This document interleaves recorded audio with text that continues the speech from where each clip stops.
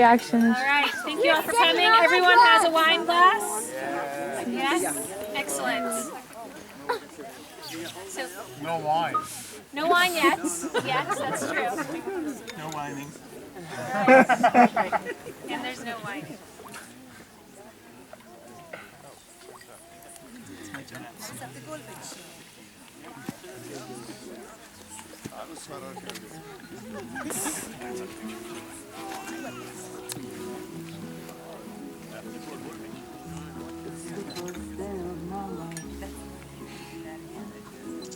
Where I was born right in the doorway. I went out in the rain, so everything changed. The setting, blankets on. Here comes Gilda. Come on, guys. This is the first taste No, we don't throw our pebbles yet. Baby, I'll tell you when at the very, very end. I don't know where I am, I don't know where I've been, but I know where I want to go. And so I thought I'd let you know. These things take forever, I especially slow.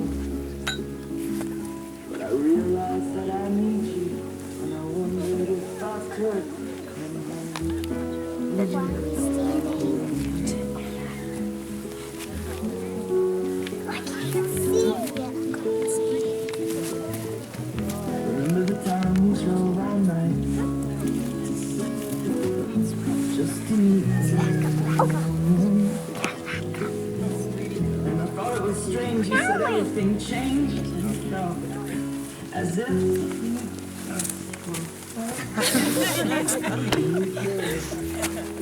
From there? Oh my.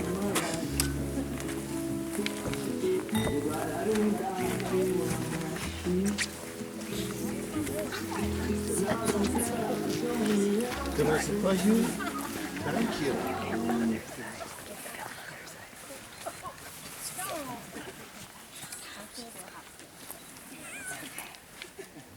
Good afternoon.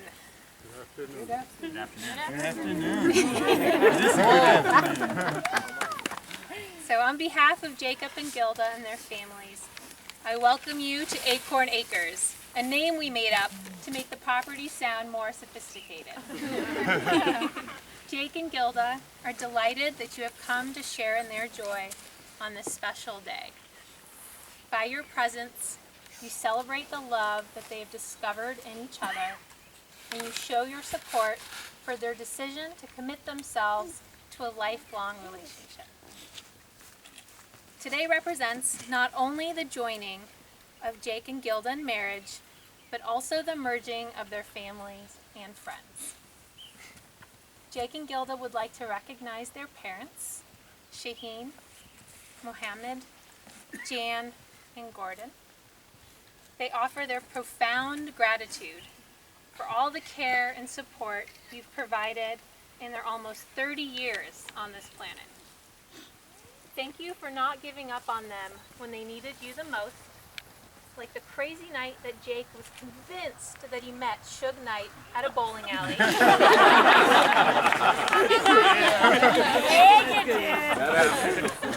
And when baby Gilda demonstrated her uncontrollable sweet tooth by eating a bottle of sugar-coated Advil pills that required emergency stomach pumping. The unconditional love that you have always demonstrated is the model that they have built upon to being the caring people they are today. They thank you from the bottom of their hearts. Without you, this day would not be possible. To their friends who came from near and far, Jake and Gilda would like to thank you for making them laugh and for supporting them when they are struggling. Thank you for providing Jake with the release from the stress of vet school and for providing Gilda with the release from the stress of Jake's vet school stress. Your friendship enriches their lives immensely, and without you, they would be boring. Thank you so much for making them not boring. Through 7 years together, Jake and Gilda have developed a connection and commitment to each other based on trust, love, and friendship. They have decided to declare that commitment to you, their friends and family, the U.S. government, and to the Universal Life Church of the Internet here today by joining in marriage. Jake and Gilda would like to share a poem, Gift from the Sea, by Anne Morrow Lindbergh, as an important reminder of what love and commitment means to them. And this is it. When you love someone, you do not love them all the time in exactly the same way from moment to moment. And yet this is exactly what most of us demand. We have so little faith in the ebb and flow of life, of love, of relationships. We leap at the flow of the tide and resist in terror its ebb. We are afraid it will never return.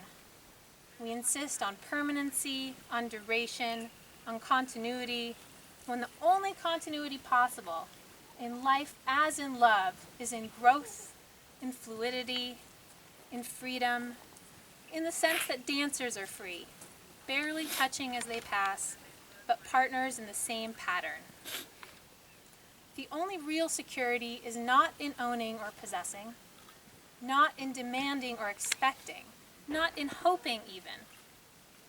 Security in a relationship lies neither in looking back to what was in nostalgia, nor forward to what it might be in dread or anticipation, but living in the present relationship and accepting it as it is now. Relationships must be like islands. One must accept them for what they are, here and now, within their limits. Islands, surrounded and interrupted by the sea, and continually visited and abandoned by the tides. This reading demonstrates the thoughtfulness that Jake and Gilda possess and have put toward building a strong foundation for their relationship.